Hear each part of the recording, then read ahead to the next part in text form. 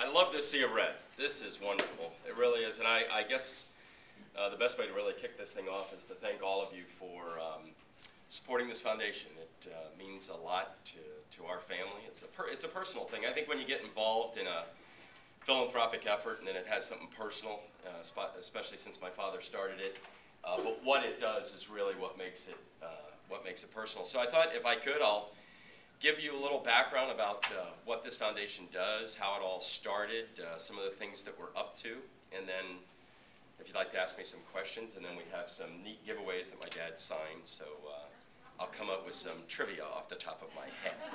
I'll do that. So what's that? There are. Red suspenders.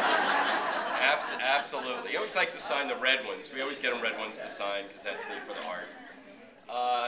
So 1987, my father was on, he was at the time, he was doing CNN from 9 to 10 at night.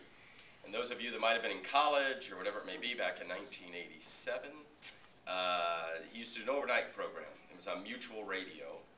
And it would be on from midnight till 3 in the morning. And he used to do Overnight America and do a call-in show. And a lot of people that have followed my career, my father's career for all those years, he started in 1958 in Miami. And he actually did Dolphin games for a while and was a talk show host there, and then got signed on by Mutual, did the overnight thing, and ended up on CNN. And in 1987, he was on the air doing the radio show, and it was 2 o'clock in the morning, and he had 1 more hour to go. And he was on with Dr. Koop, who, Dr. Koop's looking at him, Surgeon General, and he looks at my father and says, "You don't look right." And my father says, "I'm fine." He goes, "Yeah, you don't look right." You know, and that's kind of strange to have somebody say you don't look right. So he got off the air and he felt tightness in his chest. He said, I'll go to the hospital. So it was in DC. They went across and went to George Washington Hospital. And they walked in, and there's a person, I didn't know this, but there's a person when you walk into an ER, there's a person that stands there that looks at people right away to immediately judge whether or not this person has to get emergency care right away or whatever. So my dad walks in, he's fine. He was smoking as he walked in. He put the cigarette down, walks in, and the guy stops him and says, are you a heart patient? And my dad says, no, I don't know what's wrong with me. He says, you don't look right. So they took him right away, and they hooked him up, and the blue lights went off, and the doctor that came to greet him, Dr. Katz at GW Hospital, said, you're having a heart attack. He was literally having a heart attack right there in the hospital. And my father said, am I going to die? And the doctor said, that's a great question. Yeah, he says, I don't know, but you know, they worked hard. So they stabilized him, and they were able to stabilize him enough so that he had to make a decision. He had to get bypass, and he had to get quintuple bypass surgery, which is the most you can do.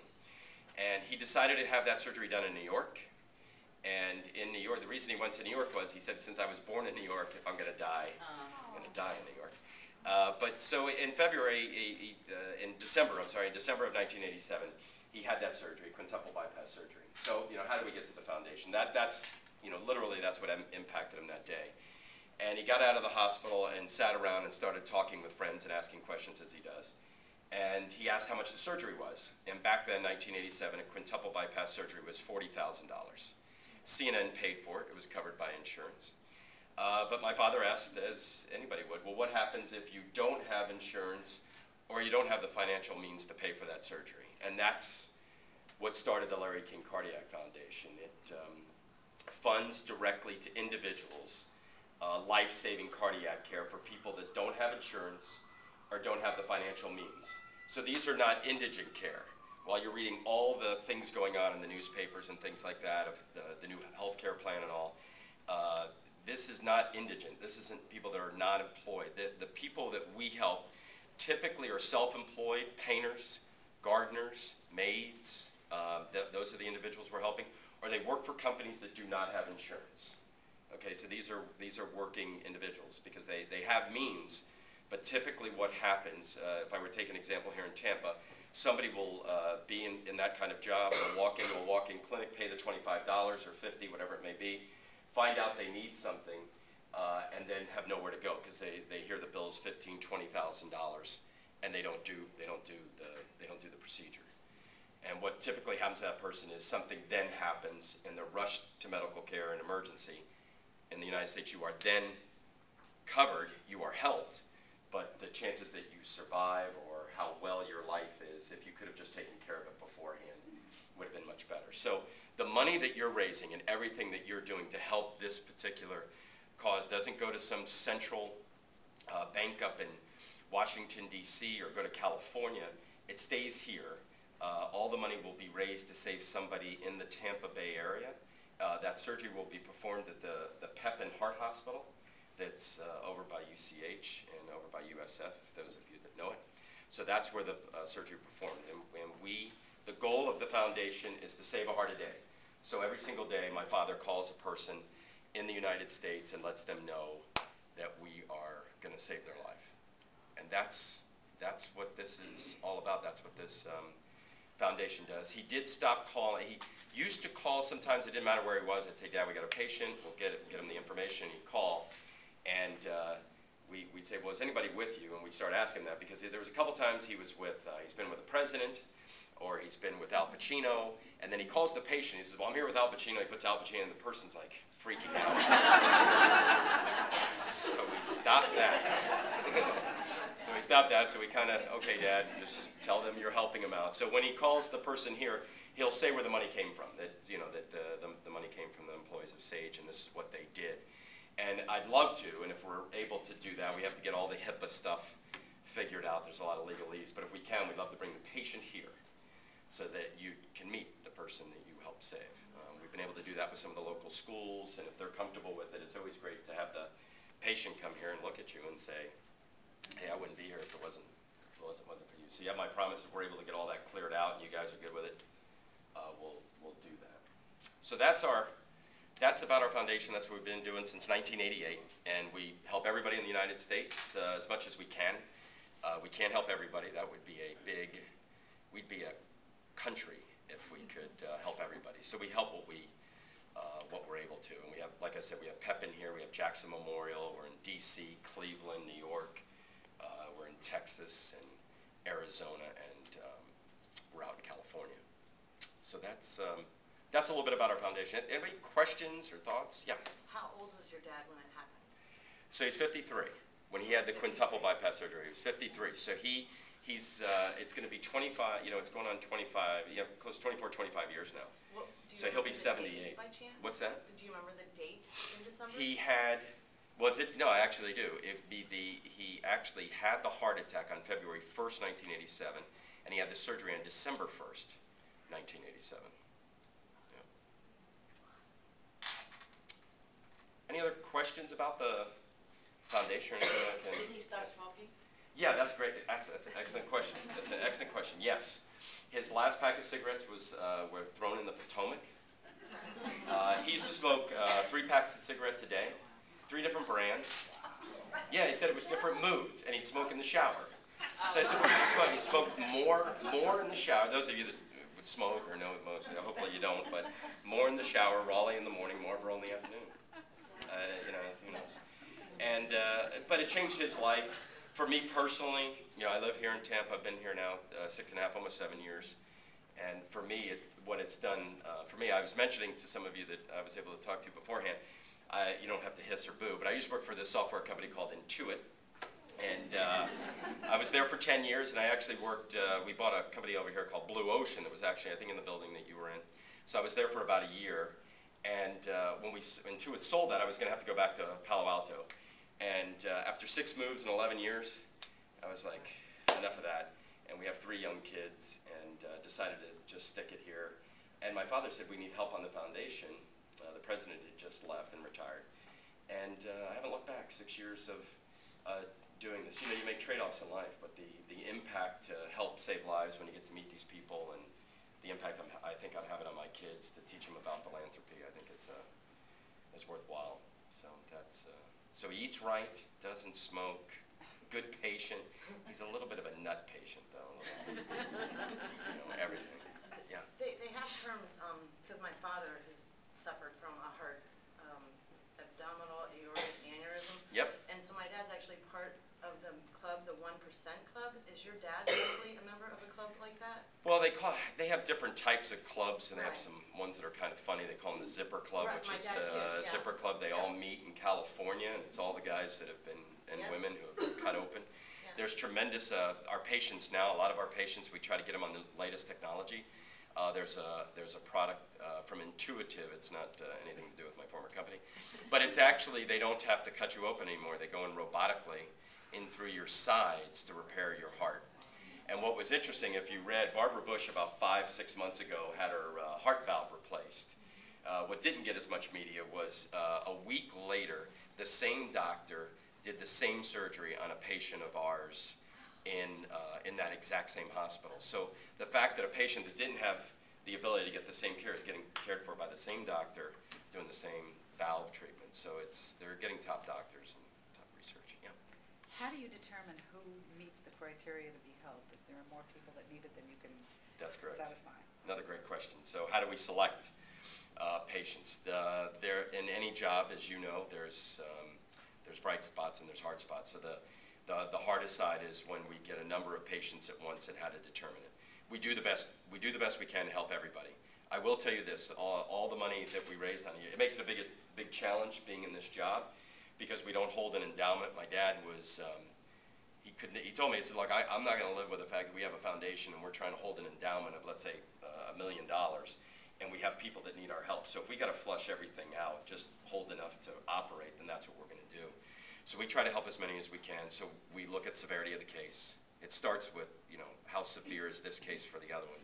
Because if we can't get to there are things you can do for a person to maybe do it in a couple of months later or whenever you're able to do it to stabilize it or look for other actions. So that's, we do our best on that. We don't start with their financial thing. It's severity of case.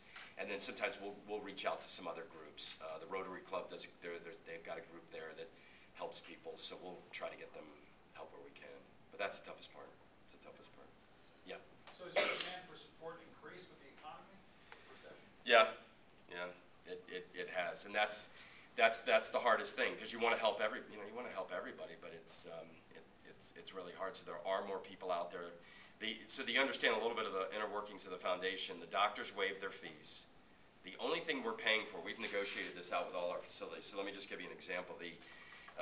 Using Pepin as an example, and they're a great facility here in town, and they're even greater in my opinion because they accepted what we've asked them to do to help these patients. So it's always tough to look at a hospital and go, well, it's a facility and it's got to run and it's got to make money to be in existence. And so it's always a trade-off. And some hospitals are very good about helping as many as they can, and some do not want to take a lot of care where they don't get reimbursed for. That's always a challenge. So the doctors waive their costs. We have medical supply companies like Edwards and Medtronic that give us products. Like a heart valve on the open, what I'll call open market, a valve is $20,000, could be $15,000 to $20,000. So that's real hard cash. So we get that for free. So the medical supplies company is giving us free product. The doctors are waiving the cost. So basically all we're down to now is just paying for the hospital time.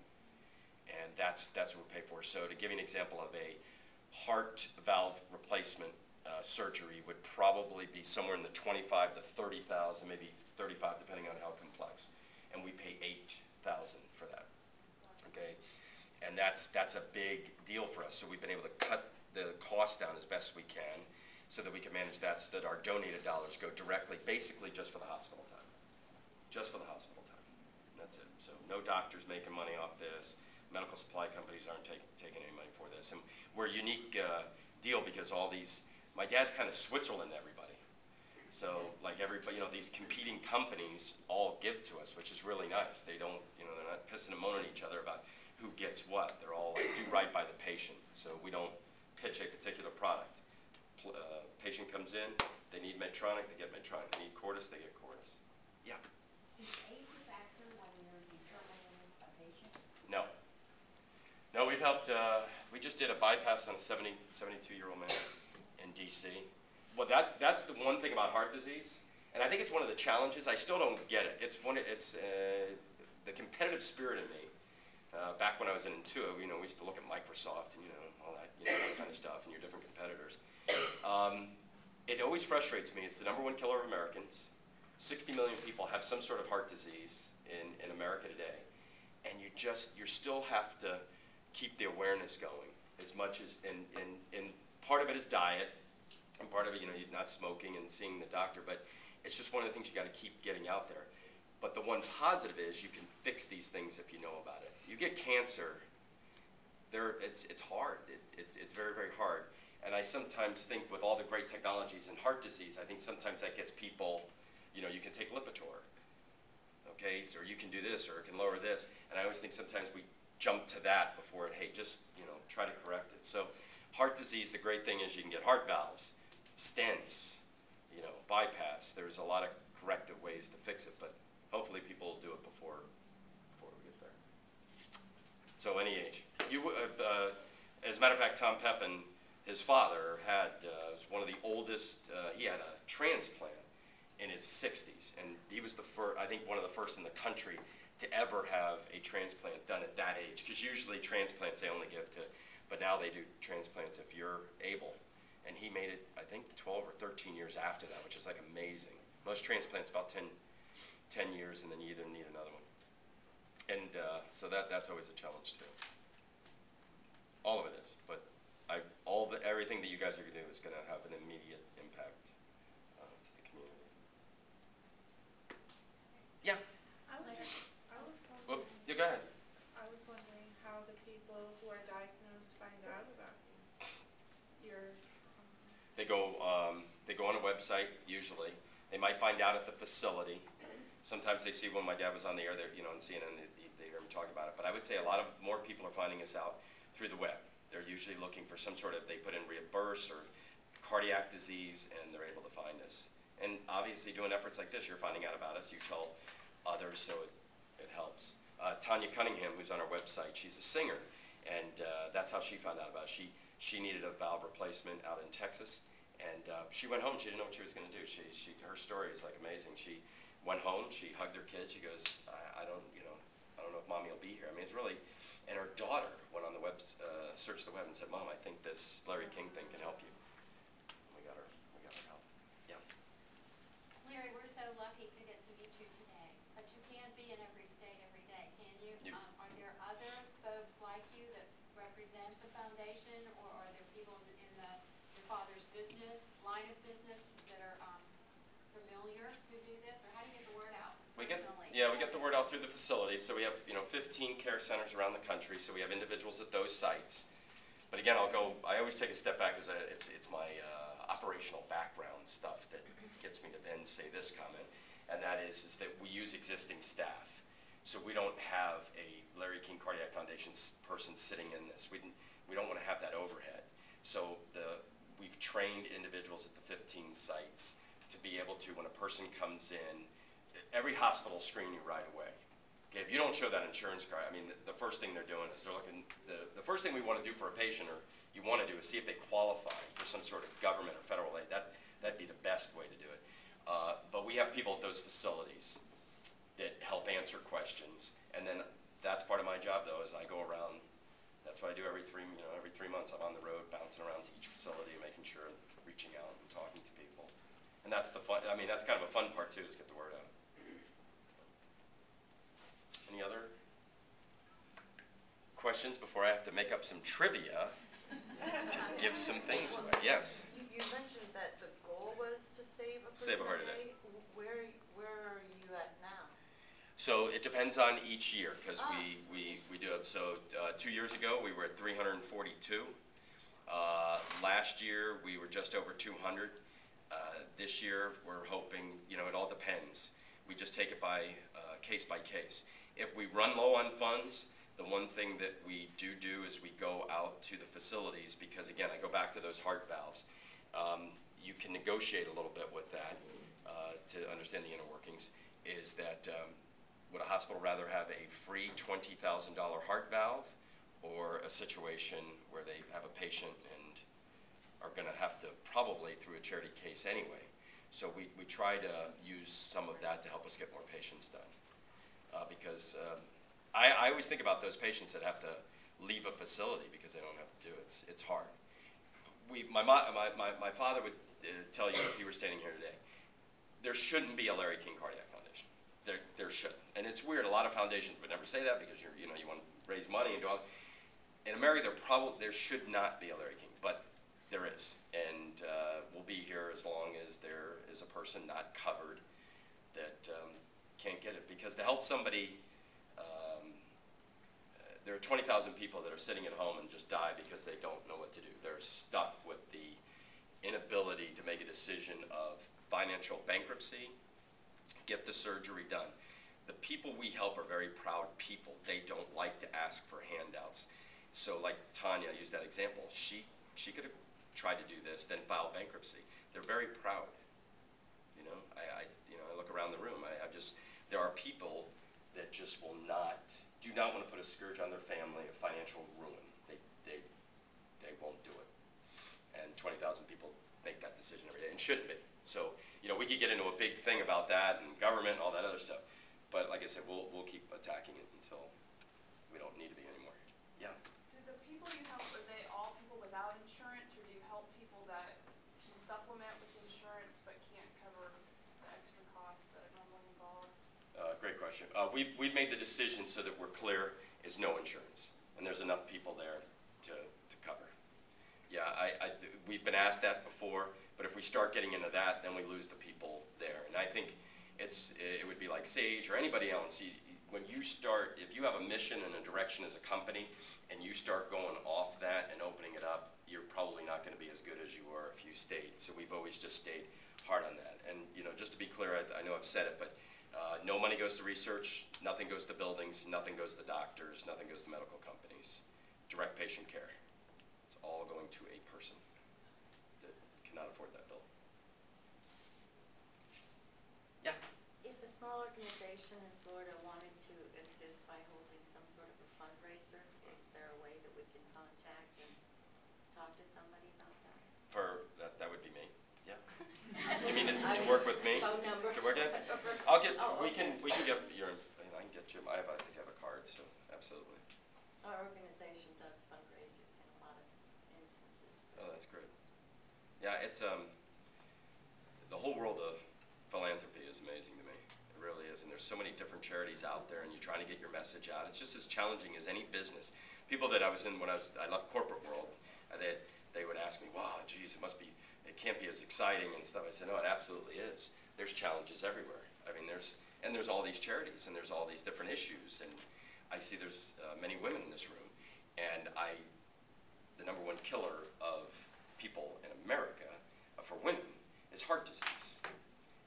But you read a lot about the Komens and what they've done with breast. They've done a wonderful job of marketing breast cancer, and it's an amazing thing. The same thing for heart, though. It's fourth killer of women. Number one is heart disease, and the challenge is the same symptoms that happen to a man are not the same for a woman. And 95% of, 95%, I think it's 95, 92 or 95% of cardiac surgeons are men.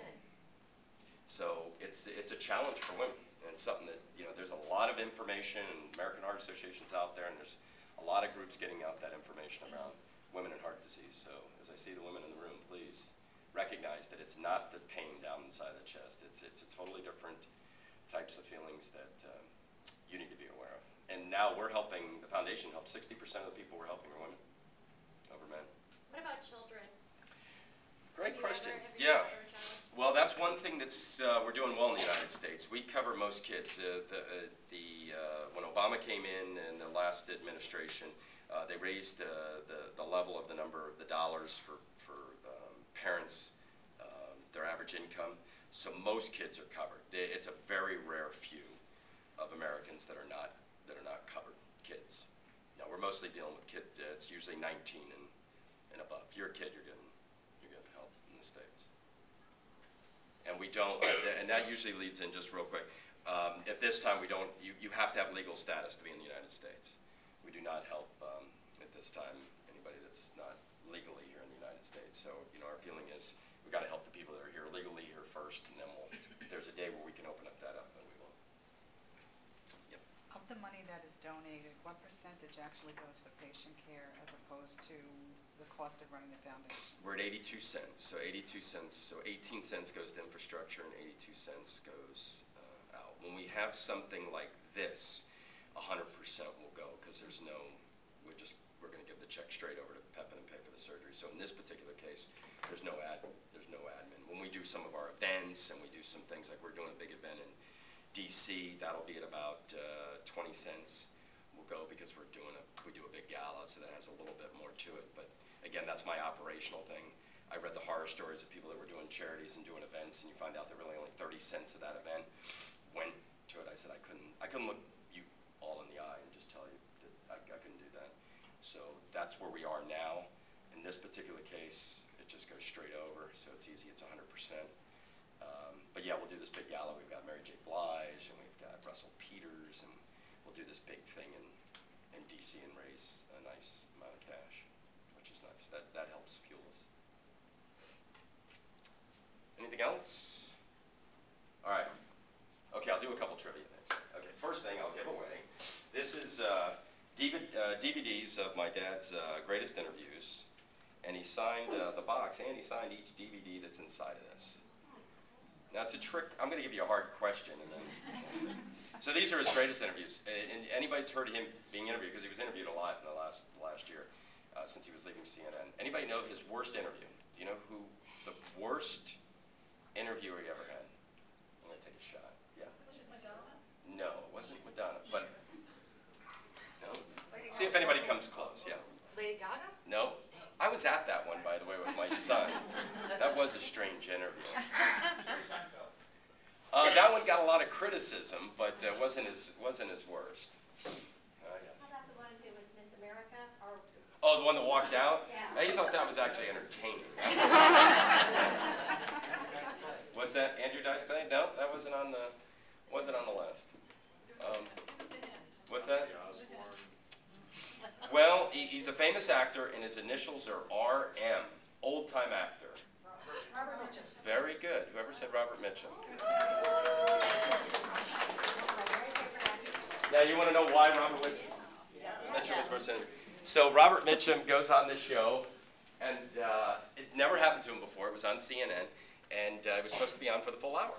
And my dad only had him on for 21 minutes. And he said, well, what happened? So he still, to this day, I'll never understand what happened. He doesn't know if he was playing a joke or not. So Robert Mitchum comes on, he sits in, says hello and stuff. And my dad asked him questions, and everything was one-word answers.